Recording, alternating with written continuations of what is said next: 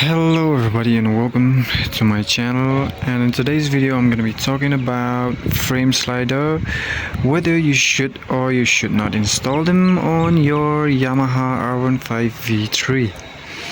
So if you're looking to install a frame slider on this bike, then the frame slider goes right there, which is on the engine. There's no other place else to install a frame slider except for there. So you'll have to install them there, and this is just based on my opinion. Okay, so on my opinion, if you install a frame slider there, then it will put a lot of stress on the engine if you crash or you fall down, because the impact of your crash or your fall will be transferred directly to the engine and put a lot of stress to the engine. And if you're unlucky or you're having a bad day, your engine might just crack or damage, and if that happens, then the cost of fixing the engine or replacing it with a new one will be double to triple the cost of just buying in new fairings for the bike. So based on my opinion,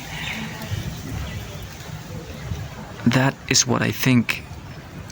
And I'm only talking about the R15V3 because this is the only bike I own and the only bike I know that you'll have to install the frame slider there. So other bikes I don't know, so I'm only talking about this bike, the R15V3.